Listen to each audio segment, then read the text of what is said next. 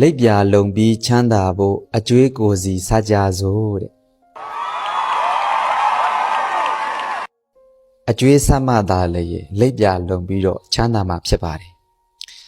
ဖုံဖုံရှိမှလေတနေ့တစ်မျိုးမရိုးရအောင်လာပြီးတော့ရင်ဖွင့်တဲ့လူတွေရှိပါတယ်အဲ့ဒီလူတွေကတခြားမဟုတ်ပါဘူးသူများရှိကအကျွေးတွေချေးပြီးတော့အတိုးတွေတက်ပြန်မပေးနိုင်လို့စိတ်ဆင်းရဲပြီးတော့ရင်ဖွင့်တဲ့သူရဲ့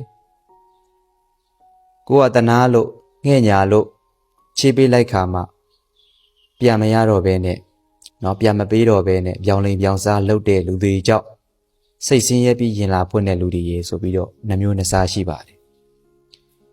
ပတ်စံကြီးတဲ့လူတွေကလည်းဗျာ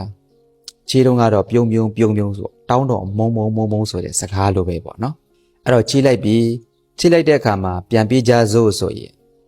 ခြေလိုက်တဲ့ပတ်စံကိုကြီးပြန်ပေးရတာမဟုတ်ပါဘူးအားလုံးသိပါတယ်သူတို့တောင်းတဲ့လောက်9ချက်တိုးဆို9ချက်တိုး10တိုးဆိုရင်10တိုးပေးရတာဖြစ်တဲ့အတွက်အတိုးကတော့နေ့လဲတိုးနေမှာပဲညလဲတိုးနေမှာပဲအဲ့ရင်လဲတိုးနေမှာပဲစားရင်လဲတိုးနေမှာပဲအမြဲတမ်းအတိုးတွေတက်နေတဲ့အတွက်ဒါတွေကိုတစ်မျိုးတွက်ပြီးတော့ပြန်မပေးနိုင်တော့တဲ့အစုံ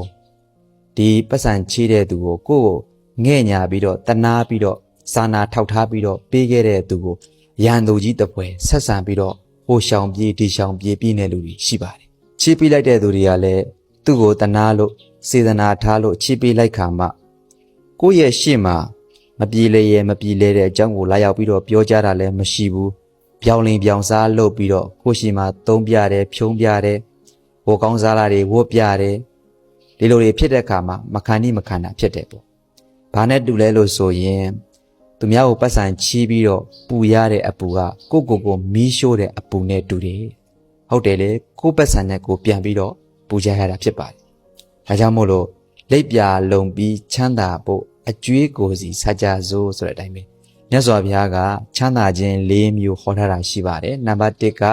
အဋ္ဌိဒုက္ခတဲ့ပစ္စည်းဥစ္စာတွေရှိရင်အမတန်မှချမ်းသာတယ်တဲ့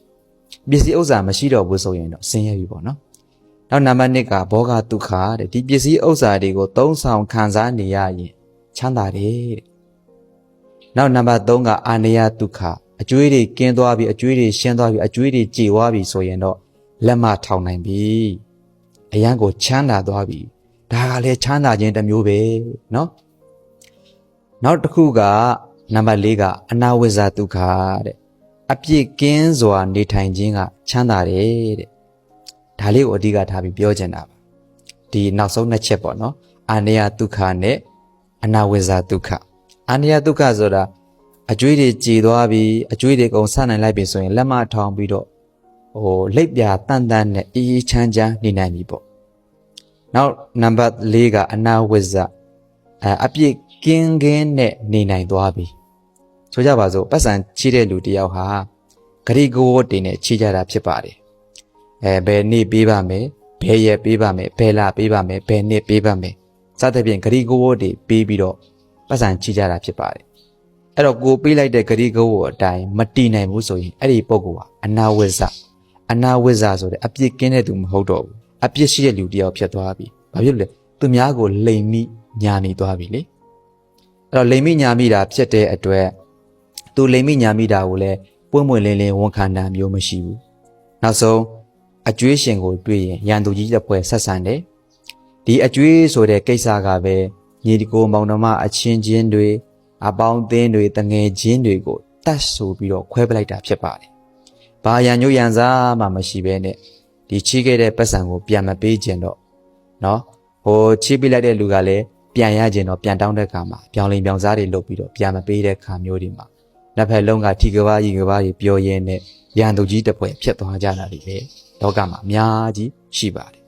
ဒါကြောင့်မို့သူများရှိရပတ်စံတွေချေးပြီးတော့သုံးပြနေတာဖြုံးပြနေတာတွေမေးလိုက်ချင်ပါတယ်ခမညာလိပ်ပြာကောလုံရဲ့လား300ဆွဲရတာစိတ်ကောတန့်ရဲ့လားမေးလိုက်ချင်ပါတယ်နော်နောက်ချမ်းချမ်းသာသာနဲ့လိပ်ပြာလုံပြီးတော့ချမ်းချမ်းသာသာနဲ့ကိုရှာထားတဲ့ပတ်စံကိုလက်မထောင်ပြီးတော့မှသုံးကျင်တယ်ဆိုရင်အာနယဒုက္ခအကျွေးတွေများဆက်ပြီးတော့အကျွေးကင်းတဲ့ချမ်းသာကိုရအောင်ယူပါနောက်နံပါတ်4ကအနာဝိဇ္ဇနော်ကိုသုံးဆွဲလိုက်တဲ့ပစ္စည်းဥစ္စာတွေကလိပ်ပြာတန်နဲ့ချမ်းချမ်းသာသာသုံးဆောင်နိုင်ဖို့ဆိုရင်ကို့မှာအပြစ်ကင်းစင်နေဖို့လိုပါ နော်ဒါကြောင့်မို့